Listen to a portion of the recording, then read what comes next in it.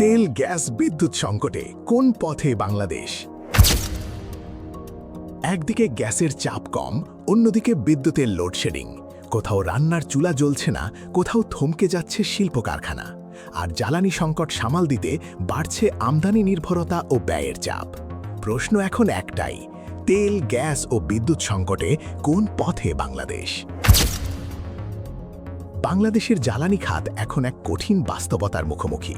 দেশের গ্যাসের চাহিদা যেখানে প্রায় ৩,৮০০ থেকে ৪,০০০ মিলিয়ন ঘনফুট প্রতিদিন, সেখানে সরবরাহ দীর্ঘদিন ধরেই চাহিদার তুলনায় অনেক কম।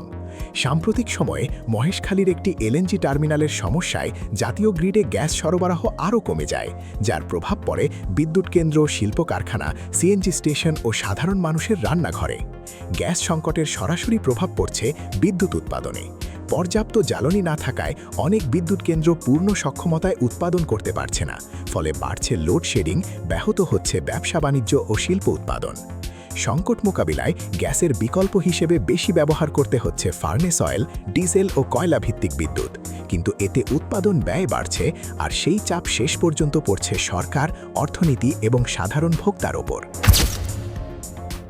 বিশ্লেষকদের মতে বাংলাদেশের জ্বালানি সংকট শুধু একটি টার্মিনালের সমস্যা নয়, এর পেছনে রয়েছে দেশীয় গ্যাস উৎপাদন কমে যাওয়া, নতুন অনুসন্ধানে দীর্ঘসূত্রতা, আমদানি নির্ভরতা এবং আন্তর্জাতিক জ্বালানি বাজারের অস্থিরতা। আজকের বাস্তবতা হলো, দেশের জ্বালানি নিরাপত্তা অনেকটাই নির্ভর করছে আমদানি করা এলএনজির ওপর, কিন্তু আন্তর্জাতিক বাজারে সংকট তৈরি হলে কিংবা সরবরাহ ব্যবস্থায় কোনো ত্রুটি দেখা দিলে তার প্রভাব সরাসরি এসে পড়ে বাংলাদেশের ঘরে, কারখানায় এবং বিদ্যুৎ কেন্দ্রে। অর্থাৎ একটি খাতে সংকট শুরু হলেও তার প্রভাব ছড়িয়ে পড়ে পুরো অর্থনীতিতে। তাহলে সমাধান কি?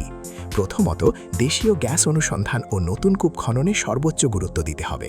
দ্বিতীয়ত, একটি বা দুটি উৎসের ওপর নির্ভরতা কমিয়ে জ্বালানি সরবরাহে বহুমুখীকরণ করতে হবে। তৃতীয়ত, সৌরবিদ্যুৎ ও অন্যান্য নবায়নযোগ্য জ্বালানিতে বিনিয়োগ বাড়াতে হবে।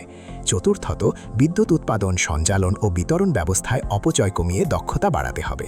আর সবচেয়ে গুরুত্বপূর্ণ, জ্বালানি খাতে প্রয়োজন স্বল্পমেয়াদী সংকট ব্যবস্থাপনার পাশাপাশি দীর্ঘমেয়াদী বাস্তবভিত্তিক জাতীয় পরিকল্পনা। বাংলাদেশের সামনে এখন শুধু প্রশ্ন, আজকের সংকট কিভাবে সামাল দেওয়া হবে তা নয়। প্রশ্ন হলো, আগামী দিনের জ্বালানি নিরাপত্তা কিভাবে নিশ্চিত করা হবে। কারণ তেল, গ্যাস ও বিদ্যুৎ এগুলো শুধু অর্থনীতির বিষয় নয়, এগুলো দেশের শিল্প, কৃষি, কর্মসংস্থান এবং সাধারণ মানুষের দৈনন্দিন জীবনের সঙ্গে সরাসরি জড়িত। সংকট সাময়িক হতে পারে, কিন্তু সঠিক পরিকল্পনা না থাকলে সংকটই হয়ে উঠতে পারে নতুন বাস্তবতা। তেল, গ্যাস, বিদ্যুৎ সংকটে কোন পথে বাংলাদেশ? সময়ই এখন সিদ্ধান্ত নেওয়ার।